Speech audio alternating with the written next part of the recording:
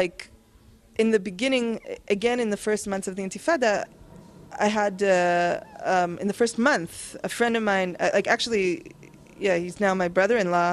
He was working in this village, and the village was surrounded, under siege. They couldn't leave, even on foot, and settlers would come and attack the village every night or every other night. And I went there. I moved there. This village called Haris. I didn't initially move there. Initially, I went there with his. I tried to grab whoever I could and told the army, you know, we're Israelis here, we're internationals here. Don't shoot. Or the settlers are attacking. The settlers are shooting at us. You know, you have to stop them, because when the settlers would attack the village, the army and the police were protecting them. And then I was invited to speak at a demonstration in Italy, and I went for 3 days. And while I was away, a 13-year-old boy from the village that I, got to know was murdered by a soldier. So then when I came back, I moved there.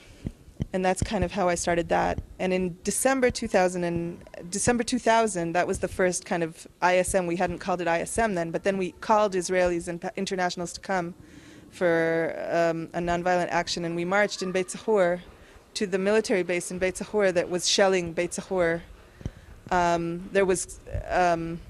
And we marched to the military base, and there were Israelis. A naive question: why were they shelling Beit Sahur? Well, no, it's not. I mean, I was thinking I should explain that there was a military base in Beit Sahur, and in the beginning, of the Palestinian uprising, like the very beginning, the Palestinians were not using arms. It was non-violent, and there were riots. There was stone throwings, but it was a popular resistance. And Israel systematically was just shooting into the crowds and killing people. After the number of Palestinians killed was around 80, armed militants started also, shooting back, and they were shooting towards the military base and towards the settlement. There were Palestinian militants shooting towards the military base and towards the settlement there, trying to get this with the message of having this military base and settlements removed. And the military base would shell back in response. But it would shell civilian areas, demolish civilian houses, kill civilians. The response was not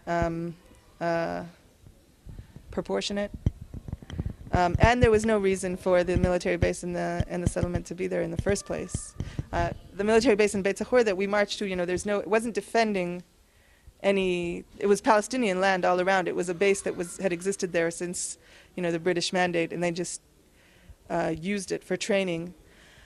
So when we got to the gate of the base, and we were like Israelis and internationals and 300 Palestinians from Beit Sahur, they didn't even have a guard at the gate, because they were so sure that no Palestinian would dare come near, because they would be killed, in a second. So they didn't even have a guard. So we were like standing at the gate. I remember like chanting, "Go back home," and there was like nobody to go back home. And so finally Ghassan and Doni said, okay, let's walk in slowly. And we walked right into the middle of the base before they even, saw that we were there. And then they didn't know what to do, because there were Israelis and internationals, and they, threatened violence. And Ghassan read a letter that we had prepared asking them to leave. And then on our way out, a French activist there was a Palestinian boy with a flag, and I was really afraid for him, so I asked him what he wanted to do. Anyway, the French activist took the flag and walked up on the watchtower and put the Palestinian flag on the watchtower of the military base. And Wow. Yeah, the Palestinians were very happy about that, feeling they had somehow reclaimed their land. And then we left. And on Israeli TV, it was really like they put it on Israeli TV, and they were like, in the middle of the Al-Aqsa Intifada, a Palestinian flag on an Israeli military base. And the question is how? Like, how did the soldiers allow them to do this? Like, the guy was really like, how come they didn't shoot these people, And the answer is that it was because we were together.